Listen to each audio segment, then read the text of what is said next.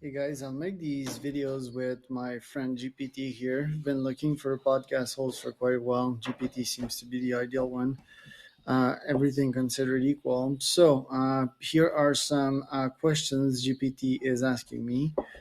So, Charles, you have a wealth of experience, AI, sales startups, cold emailing. How did you get involved these years? Pretty broad question, so usually it starts with that. My AI experience is quite limited. It's more of a passion, sort of, as of now. How did I initially get involved into these things? It's just that, well, sales, startups, cold email. That's how you make a living in this world. We live in the capitalist system, and yeah, I've been influenced in my whole life to not become a hipster that's dependent on the system and make a name for myself and be independent, be truly free, as per se. Although I could achieve the same goals living in a tent in a beach, I don't think that would be a fulfilling life. You want to enjoy the fruit of society and contribute to it. It's a magnificent system. So that's why sales and cold email is the technical way, the most easy, most efficient technical way to get in touch with people for a variety of reasons. SEO of top leads, rewarding part of your journey, challenges. Well, it's the same. The most rewarding part has been humans, and the most challenging has been humans as well. Um, on the client side, but always also on the employee side, I had folks backstab me in my own team. I've had them blackmail me, probably because I deserve part of it. Who knows? Or just the equilibrium of the market. I love humans, but yeah, try to protect myself and my heart from these humans, which are very hard to spot in businesses. I'm bootstrapped as well, which brings some extra challenges. So it's kind of, yeah, there's always this equilibrium, right? So that has been the best and the worst. Bunch of demo calls and closed deals in your career. Can you share any techniques? Honesty, straightforwardness, and being smart, always being the smartest in the room, maintaining your IQ through reading and constantly educating yourself so that you can basically give a shot at any possible questions. People that do not respond to questions, they haven't done the IQ work. Um, Interest in longevity, had the chance of that. Can you share key takeaways from that discussion? Well, that Aubrey's very thoughtful, and also heart oriented individual. There's been like rumors and shit about the guy. He's quite odd, and every odd person's gonna get hate. Real love our interview, real love my performance on that one. You have a vision of the future, the making sleep obsolete.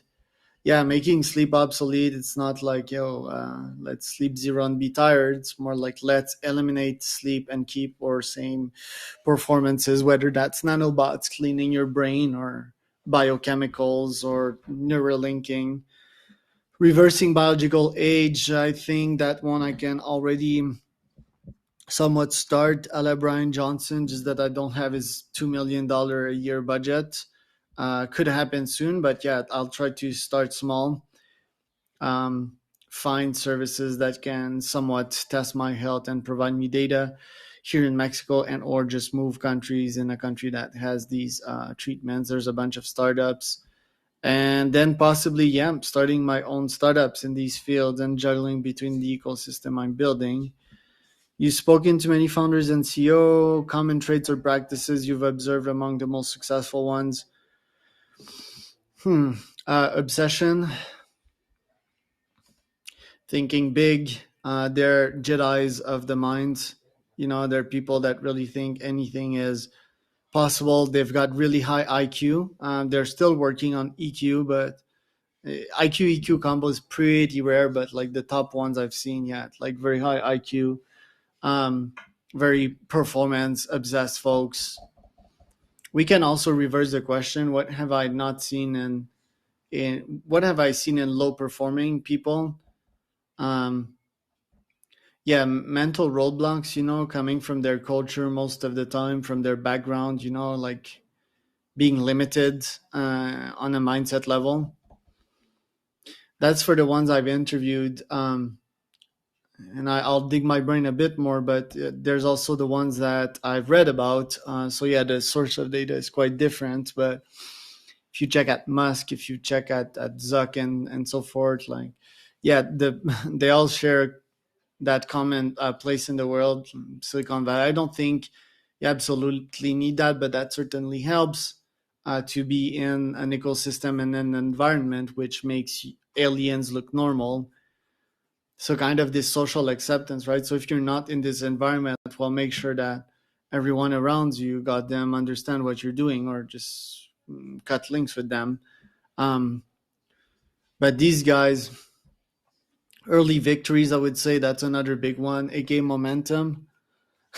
It's funny because it's two things that I don't have. You know, I constantly put myself up to scale with these guys, and it's often the question like, oh, do you still think that you'll be hyper successful? I still have that belief. My background is odd. Um, we're not comparing like direct stats, also like age or time spent. You know, my background will be an odd one, most likely a late bloomers, but these guys have that. They're also very technical folks, very high IQ, somewhat generalists. Also, they're not specialists. You know, this is bullshit. Specialists, they are my employees. And GPT is going to be a very good specialist. So I'm not sure what they will be after that. Um, Engineering mindset of constantly improving stuff and deconstructing things, analyzing and experimenting. I'll keep it to that so that we have times for the other ones. You've run 5 marathons, completed train, nah. Discipline and resilience. Well, the discipline's kind of on autopilot since quite a while, but yeah, pain, you know, and repetition. I don't have a problem with that. It's kind of fun, you know. Even when you're training, you can listen to audiobooks and shit, and constant progress. I'm not good at any of these things. If there's one thing I'm good at, is the mental slash mindset aspect of it, which gives me unlimited power if my goal is to finish. You know, it's not to have the best time ever. That's my superpower, handling pain. You know why? Because I have an epic mindset. Oh, this discipline and resilience. Da, da, da. Well, it's pretty much the same. You know, in my entrepreneurial venture, I'm really, really, really patient. I have this burning ambition inside me, but I also have this ultra patience, meaning that I won't, and I don't crash and burn. You know, I'm like 1% daily, one foot in front of the other, and uh, I'm already seeing the fruits of my labor. Yet it's not what you see in the news. It's not what you see in the media, right? It's not like immediate success and waterfalls, boatloads of money. No, it's not like that. It's really thoughtful and small-ish improvements and rewards on a daily basis. Not that I need any of these rewards, you know. And one thing is that I'm getting these rewards right now, but I'm not even focused on that. And once I will get boatloads and waterfalls of these rewards, yes, my ego will tell you, I told you so.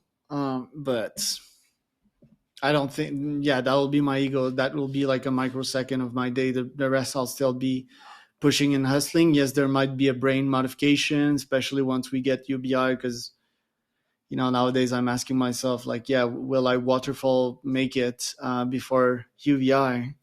So maybe I need to modify my strategy or not, you know, because my strategy is to live as long as possible, the happiest as possible, um, so I can witness and live this singularity and so forth. And yeah, still debating that issue. There will always be some forms of power. I don't think that will ever go away, whether that's in forms of currency or capitalism. But I'm just, yeah, I need to think these things through. Maybe I need to accelerate a little bit the pace and go for my moonshot, because you know there's these one doors, and yeah, I'm not sure why I took this parenthesis, but that's what's going on in my mind nowadays. I see that you've also set some personal goal, including tracking happiness biologically. So that would be a captor in your blood. Um, I might go directly for the brain, so it might be in the brain, capturing serotonin and showing it to you and having that nice feedback loop right on your arm. Yesterday I was thinking, like with wifey, we always discuss about like cleaning, and maybe we could have the device like showing you scientifically who added the most value when it comes to chores, and we could have competitions when it came to that'd be fun. But yeah, the parenthesis apart, yeah, that device that would tell you like why you're feeling that way, because I do believe that stuff like depression is a state of things. You feel that way, and then that influences your mind, and then you go in a shit cycle, and you don't do anything about it. You don't take supplements, you don't do sports, you don't go for sun exposure, and next thing you know, you're spending 6 days in bed. What if you can have a captor on your arm telling you like, look dude, you're low on B12, you're low on vitamin D, you're low on serotonin, go do some physical activity, go get some sun exposure, modify your habits. Now the question is like, do humans really want that? Because some humans, they're not driven. That's another question. It's a complex one, but anyway, that's what I am seeking to doing. I do think this is going to make a huge impact. You're candid about your flaws, which is refreshing. How have these traits impacted your journey as an entrepreneur? How do you navigate them? So I'm candid about them because every pros have cons and every cons have goods. Like there's this equilibrium, this beautiful equilibrium in this world. And um, me not being punctual, yeah, that means that I value my time more than yours, probably, which is kind of insulting. But um, that also means that, yeah, and could I be called egotistic? Probably. Um, and this is also a strength.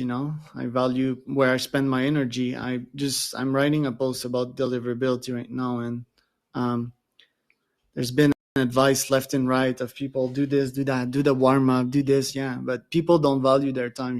Like how much time will it take to do warm up?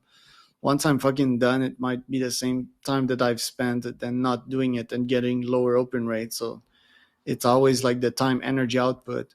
So yeah, I have many flaws. I'm really direct also, as you might note. I don't like walk around the bushes, or however you say that. I just say what's on my mind, and I think there's value to that. I'm not seeking to insult people, although sometimes my egotistic self might surface, and if I do, that's not my best self. That's my primal self. But yeah, I'm very direct. That also means that I'm honest, and if I think something about you, I might say it. Sometimes I restrain myself on purpose, and that's signs of uncertainty. That's sign of imposter syndrome, when you don't want to tell people about what's on your mind. That also means that I'll expose my naivete. I'll expose my lack of IQ in some topics and lack of knowledge. And that's bold. I very much value boldness.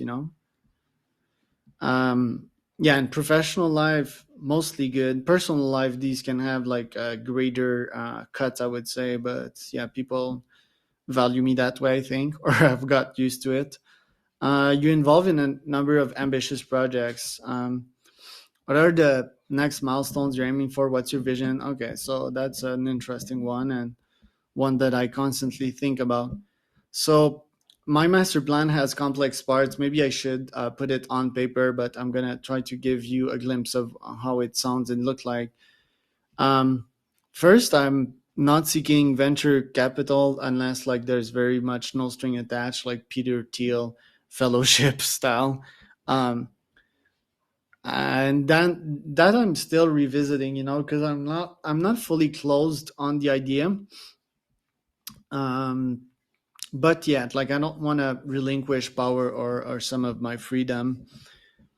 That is one. So it's like I'm like, okay, should I start building a fintech app that will crack this problem, or should I start like being very good at that? Because so far in my career, let's face it, if I haven't even scratched the surface of the results I was projecting. AK, I've been not successful at achieving my moonshots, and I'm very much determined of changing myself and adapting to the circumstances of this market. So, okay, bootstrap, not bootstrap, whatever. Like my a potential solution to that might not even be in starting a fintech and so forth, but just having an experimental lab and testing out things, right? So, testing out this and seeing if it works, and potentially providing a bunch of cash cows to my moonshot. So I would have these cash cows making like 100K a year, for example, and then maybe I could go fetch some debt. I prefer debt and equity, by the way, but that's another topic also. Um, and once, yeah, that's my plan. At least, that's why I'm working on boring stuff such as cold email or podcasts, which is not boring. It's fun, but it's less complex than cracking longevity or making AGI happen, which is like my main focus. So these living in this capitalist system, I'd like to crack that code. I might shortcut my way there through VC, but even then, I need something else, because these founders, they're as smart, if not smarter, and hardworking than myself, which is why this ecosystem that I'm trying to build under it, the businesses that will build businesses, might be an unfair advantage and or an angle that I might bring to this market. So I have all these cash cows, startup ecosystem, my SaaS that I want to build, the coaching that I'm doing, recruitment as a service, closing as a service, raising capital as a service. Ironic, I know, but these things, they feed my moonshots, and my moonshots hopefully will have me live happily forever. There's the AGI aspect to it, the AGI aspect to it. Well, it might crack pretty much everything. So that's my ambitious projects. Now, do I want to mention financial goals and stuff? I've tried these things. They haven't worked over the years. There's plenty of documentation that you can go dig through of me, like sending goals and not achieving them, unfortunately.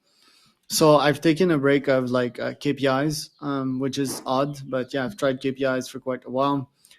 I predict a comeback to them in the next couple months because I'm speaking to a bunch of CFOs and business coaches and so forth, um, to bring back some focus. But I'm also happy without having these things, just as I will be happy like having these KPIs and tracking them. So that's it for these 10 questions of today.